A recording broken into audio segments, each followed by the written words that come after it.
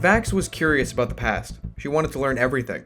She spent hours walking around the lab every chance she could. The Sentinel dropped her off at the coffee shop every day before bringing her back, but after a week she had started falling asleep on the couch before the Sentinel could bring her home. She would often stumble across pictures of an old man and a young blonde girl. "Hey, Sentinel, who are they?" Vax eventually asked after seeing the pictures so often. The Sentinel left his lab and approached her. He stared at the pictures, remembering. He picked up a picture leaning on a desk in the hall. "I don't remember this. I watched it in one of Adam's old recordings." He smiled, ignoring her question. She was 6 in this picture. She made him take her to Disneyland. "Who's Disneyland?" Vax asked. "Not important." The Sentinel turned around, straightening his posture as he walked back to his lab room. "And who are they?" He ignored her, walking away. Realizing she made a mistake, she quickly tried to change the subject. "Hey, do you like space?" "Space? That's a weird question. Why?" The Sentinel lifted a brow. "I don't know, I've just always been fascinated by it. I figured you know a thing or two about space considering how many times you've been up there," she said, forgetting why she said it. "I want to travel space when I'm older. If not just to see the stars, you know?" she said to herself, looking at some more of the Sentinel's pictures. Vax paused. As the Sentinel turned away to get back to his work, she pulled him back with more conversation. "You know how the city lights always block out that beauty in the night sky? I'm sure there's a reason why. They don't want us up there. They don't want us to think about it. Because of you, we know that space is scary, too. So much is unknown. But you have a time machine that can take us anywhere. We could be the first to find out the truth behind some of the mysteries."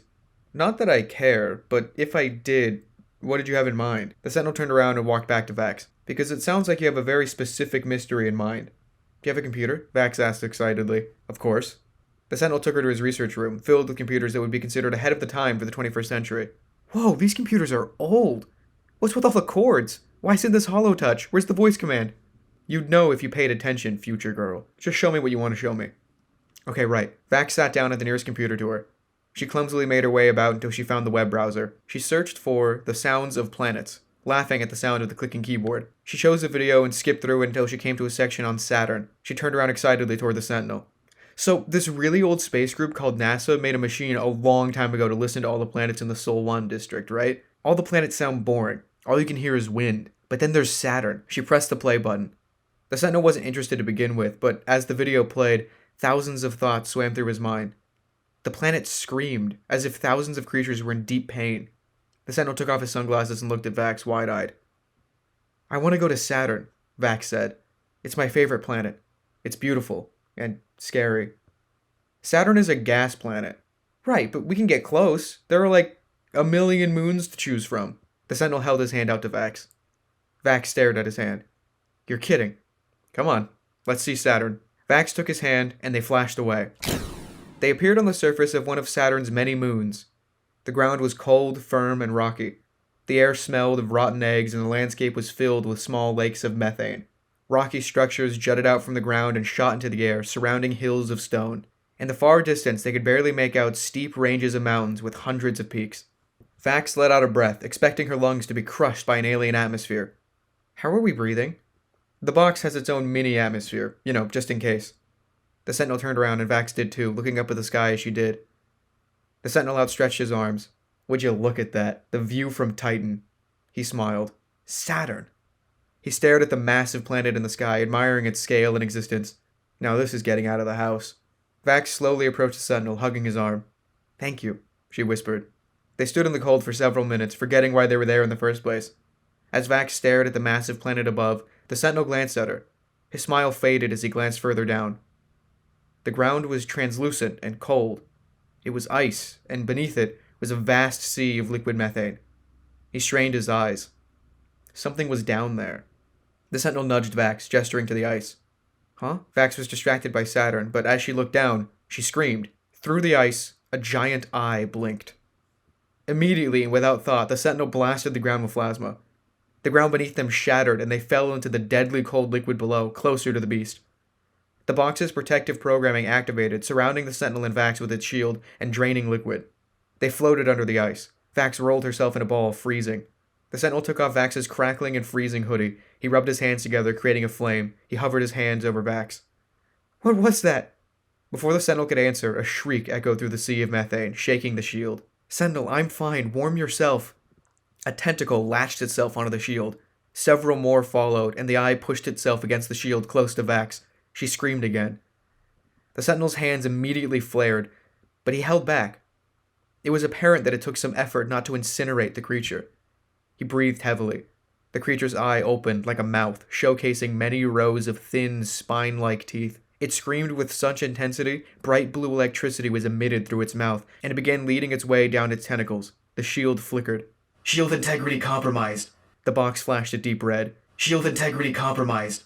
"What do we do?" Vax screamed, panicking. "I don't know. I'll figure something out." The Sentinel panicked. Sound drained from his ears and his vision blurred. Everything around him distorted.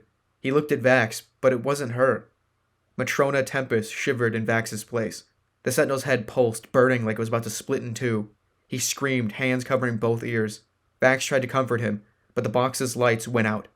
She froze in place, almost as if someone were forcing her to. "How intriguing." A voice echoed through their minds. "Humans, so far from home?" The voice swam through their heads. "So much information, so much power, so much grief in you both." The voice hummed and vibrated through to the Sentinel's core. He looked up and stared directly into the eye of the beast. "What do you want from us?" he asked, completely and utterly lost. "Vengeance?" The voice grew louder in the Sentinel and Vax's minds. "For what you did to us?"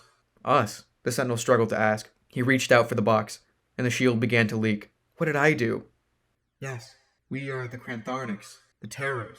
Our hive suffered a terrible fate long ago at your hands." "You're mistaken," the Sentinel stammered, confused and overwhelmed. The Sentinel looked down underneath him. Hundreds of Terrors were quickly swimming through the methane towards the Sentinel and Vax. If he didn't move fast, they would die within seconds. The Sentinel hugged Vax tightly as he slammed his fist against the box. The shield lowered, and as fast as the Sentinel could manage, he boosted himself, Vax, and the box upwards through the thick ice layer back to the surface with a concentrated beam of pure plasma energy. They landed and rolled across the cold, rocky surface.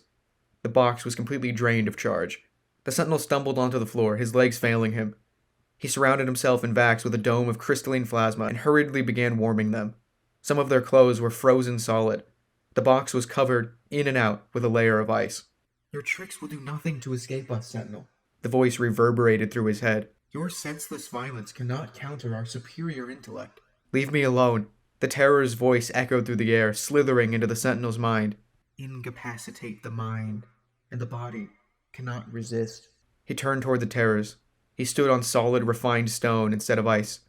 Looking upwards, the Sentinel noticed a large dome surrounding the place. His mind was clear and calm, and he felt unnaturally warm. He found that he was in the center of a small, desolate village. He spotted two people sitting on a bench. He approached but was stopped by the Paradox Master, though he seemed older than he was when the Sentinel had last seen him. "Fear the empty throne," the Paradox Master spoke with short breath. The Sentinel closed his eyes, and when they opened again, the Paradox Master was gone. He continued his path to the bench, cautiously, but froze in his tracks when he could see who the figures were. "Why?" Matrona spoke, with a colorless face and stiff posture. The Sentinel looked down to his hands, only to find them red and sticky with blood. "Matrona," the Sentinel let out an exasperated breath. He turned to the man next to her. It was him, his last incarnation. He recognized his old blue flannel and the messy black hair. The Sentinel took a step back. The two figures morphed into one, and a terror took their place. "Why are you doing this to me?" the Sentinel asked. "We aren't. This is your mind. You're doing this to yourself." The condescending voice of the Terrors echoed through the domed village. The Sentinel looked around the village. This was his mind. He shook his head. "Where's Vax?" he demanded. "She's in her own mind." The Terror passed through the Sentinel like a ghost. "Look, I don't know who you think I am, but you've got the wrong guy. I've done nothing," the Sentinel begged. "We can see through time, Saren. I assure you. You will be our downfall, and you need to be stopped." The voice scolded. The Sentinel blasted a plasma ball at the Terror. The fabric of the Mind Village ripped and the dome fell. The Sentinel closed his eyes, and when they opened again, he could see himself back on Titan. He frantically pushed himself up from the floor and made his way to Vax. She slowly regained consciousness. He looked up, expecting to see the one Terror that did this to them. Instead, he was met with thousands of Terrors floating in the sky above them. They opened their eye mouths and began screeching simultaneously, with such intensity that the ground beneath them shook. Vax jumped up in fear when she heard the screeching. Each of the Terrors began to spark with blue electricity. The Sentinel glanced at his charge-depleted box. He quickly jumped for it and chucked it at the nearest Terror. He expected it to collide with the Terror and charge itself. Instead, it phased through it as if the creature were a ghost. "Oh," the Sentinel said to himself, disappointed. All of the Terrors sent bolts of electricity at the Sentinel and Vax at once. The Sentinel instinctively dodged out of the way, bringing Vax with him. They rolled across the rocky ice. All the electricity was concentrated in a singular point, and it cracked the ice as it crashed against the ground. "Backup power reserves!" the Sentinel blurted out. "What?" Vax yelled to be heard through the screams of the Terrors. "Stay here!" he yelled back. He turned around, running. The Terrors turned their attention from Vax to the Sentinel. He ran across the ice, jumping from plate to plate as they separated, cracking apart. He made his way to the box. He tore the panels off, exposing its black and glowing spherical core. His hands glowed purple, sparking with plasma. He touched his fingers to each of the 6 individual plasma crystal stones on the outside of the core. With each touch, the crystals ignited. With the box's core in hand, he ran back for Vax. "Enough charge for 1 teleport, Sentinel. Protection scripts disabled," the box warned him. "Got it," the Sentinel said, and he kept running, trying not to slow down as he jumped between ice sheets. He landed on a smaller sheet and was stopped as a Terror stared him down. "Sentinel!" Vax called out from a stone shore. "Time travel is a complex subject for humans, Sentinel." The voice burned in his mind as the Terror's eye flared. "Are you sure you comprehend it? Who are you to claim that time is your domain?" "I don't know," he responded, flicking his arm outwards, extending his gauntlet. He swung his arm into the side of the Terror. The electricity surrounding the Terror shot itself through the gauntlet, electrocuting it. As it passed through the Terror like it would through air, the electricity followed with it. The Terror flickered and screamed in pain until it had disappeared. All the other Terrors reacted similarly, screaming in pain. "Their weakness is electricity?" the Sentinel whispered. The Sentinel looked down at his electrified gauntlet, then at the thousands of Terrors that remained. He tightened his hand into a fist. He looked down at the ground, and a smug look crept over his face. "Leave," he said sternly. As soon as the Terrors fled, the Sentinel rushed to the stone shore. "You okay?" he asked Vax. Vax chuckled weakly. "Guess you could say you terrified the Terrors?" She looked up at him, laughing, exasperated. "Don't," the Sentinel said, pretending to be stern, but obviously hiding a smile. "What, can't I have a little fun after all that?" "You're on thin ice." Vax smiled. "Okay, Sentinel." They flashed away with what little charge the box had left. Vax sat on the Sentinel's couch, watching TV and huddled under a blanket, sipping hot chocolate. The Sentinel worked on repairing his box. 6 new faces surrounded the core. He smoothed out the bronze and amber, giving the box a smoother and cleaner look. "Hey, Sentinel?" Vax asked. "What? Why are you being nice to me all of a sudden? You know, when we met, you were kind of being a jerk." She thought about what she said for a second. "I mean, not unwarranted, but, you know." She tried to make what she said sound less harsh. "I haven't talked to a single person in a couple of years," he responded calmly, surprising Vax.